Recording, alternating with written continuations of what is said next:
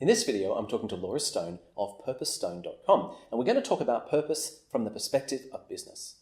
Why is purpose important? How does it work? What kind of process do you follow? And what outcomes might you anticipate if you do this kind of work with your business?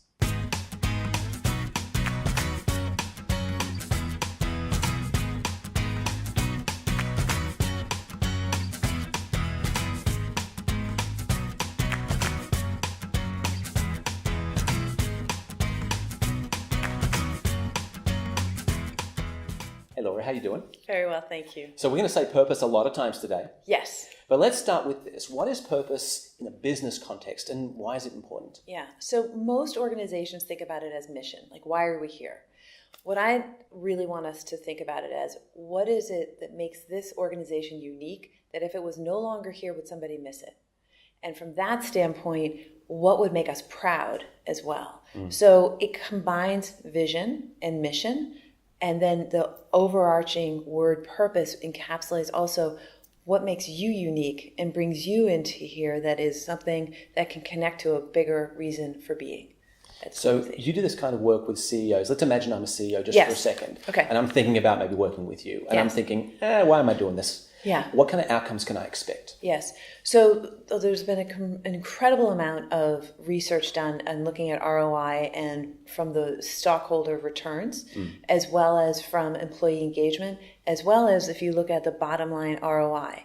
And across the board, all three of those has consistently shown increased in percentage-wise for having higher income, more engagement, and stockholder return is higher. So what we're seeing is anytime an organization, if you have, for example, an opportunity to buy a product that is making great soap, or soap that is actually doing something in very difficult areas in rural India, for example, and that soap proceeds go to helping a rural Indian community, what we're finding, what the data shows, is people will buy that piece of soap or a little bar of soap over the one that's just generic. Why? Because they feel good doing it. There's got meaning, it's got connection to people, and if for any other reason it's doing good for the world, that's sort of the byproduct for a lot of the executives we work with, in addition to making more money for them. So what I'm hearing is makes more money. Yes, no question. Talk to me about the process. When you work with a company, whether you work with the leadership, whether you work with an executive group or more broadly, what's kind of the broad process that you follow here? Yeah, number one is looking at the business context. What makes money for the organization? What is it that they've been successful at for years, and why do customers come to them? So very much a customer-centric approach in looking at the business context and details to, how do we actually streamline getting from A to B? And it might be a reduction in cycle time or supply chain, things like that. But really, a client will come to this conversation with me and our team to be able to start searching out a faster, more efficient, and effective way to have the conversations that matter most. And so what we do, a typical process, would be sitting down and laying out what would success really look like. What is it that we are going to be doing here that would get an A+, hit the ball out of the park? So right away we set it going, what would actually 10x this opportunity? So I don't want incremental change here. We want to really do something that's transformative. So we start looking and laying that future state out. What we also do is say, who really knows the industry? Who's closest to the customer? Who are the people that we have to understand their goals, their challenges? If they were CEO for a day, what would they do? So we do stakeholder interviews and do some assessment and really start getting contextually understanding from each person's voice. And it's a very important process. It's not as a consultant coming from the outside trying to water it down. We want the voice of each person coming through and make that data transparent. We then give the data back to each person. And then what that does is it collects an ability for people to see and understand what every person is thinking and feeling, who are the key stakeholders and part of the decision-making process. So when they walk in the room, they've actually started the meeting already. What we then do is we use time also for everybody to think about their own purpose ahead of time. So we give them the book and start looking at a pocket guide to purpose, so they start getting in touch with what brings them joy, where is their energy, and maybe we as a team can leverage that person, that joy, that interest even more so than we're doing already. So we start collecting data not only about what they think is important to the business, but also about who that person is in the world. It sounds to me, the word I keep thinking of when you describe that is alignment. Yes, strategic alignment is paramount, and that is the outcome, is one of the major outcomes, because organizations can move and teams move much faster when they're aligned, and it doesn't create the dissonance and the disconnect. So this process, even when people are not in the room, they are aligning and knowing how to make decisions, just because they are able to have the clarity of what has really brought us together, what makes us proud. And that statement, we put together a statement that's not something that is bound and is not put on walls and mugs and t-shirts, intentionally for internal use only. If they want to use it externally, great, but the intention is having some kind of statement that's different than we're going to increase profits by 6.7%. That's a goal, that's an important part of it, but that's not a purpose statement. A purpose statement takes together the collection of what makes you proud, what makes me proud, and then collectively, what will make us proud, say, 2 to 3 years from now.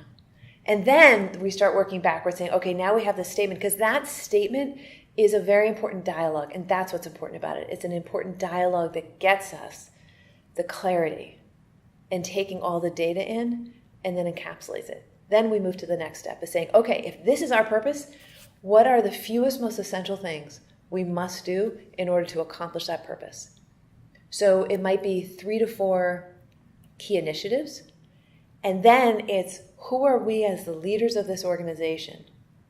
How must we be in order to accomplish those 3 to 4 fewest, most essential things?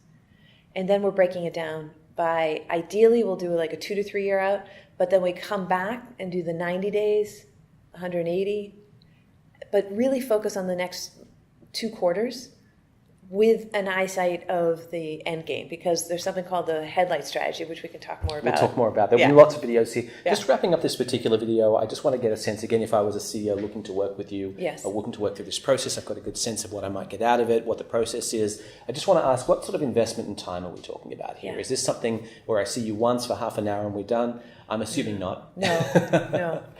It really, so every client is different. It depends on the complexity of the organization. And complexity, I mean, how high are the stakes? I've got one client right now that if they don't shift how they're working, they're going to be out of business in a year from now. And so very high stakes. They have stockholders who are wanting their money in the return from the board of directors as well. So that's going to be it'll be a faster process for them. Right. And they're small, so they can be nimble. We can collect the data very quickly. We can make decisions very quickly. So what does quick look like? The assessment process can take like 2 to 4 weeks. And be able to synthesize the data very quickly. I have a team that we do the interviews, collect the data, pull it together in a very straightforward report, hand it back to them. That's phase 1. And after we figured out, of course, why are we really here? The next phase is sitting down with an executive team, usually 1 to 2 days it takes, and it's better to do it. You save a lot of time if you can do it in 1 to 2 days back to back, rather than trying to do 10 2-hour sessions that take you actually productivity-wise twice as much time. Yeah, sure. And it's incredibly laborious, and your heads are out of the space where it needs to be, so we get much more efficiency. Once we're done with that, we end with a roadmap that helps spell out what the next year to 2 years really looks like, 3 if they want, but with much more clarity about the next 30, 60, 90 days. And so the investment part of this is, it depends on, it's always a depends, but we do it by the hours of consultants that are part of the process, along with taking care of the IP that we've developed that's unique to us, and then try and give them the best price possible to make sure that the investment far outweighs in terms of the return on their investments of the cost that they're investing with us. Yeah. All right, great. Well, look, that is a lot of clarity. I appreciate this. We have plenty more videos that sort of start delving deeply into more of these concepts. But for now, thank you so much, Laura. For those of you who'd like to find out more, please visit us online at purposestone.com. That's purposestone.com. Little American accent in there just to make it legible. And also, please feel free to connect with us through YouTube. So feel free to have questions in the comment section below, like the video, share the video, and also, of course, subscribe to our YouTube channel. Thanks very much.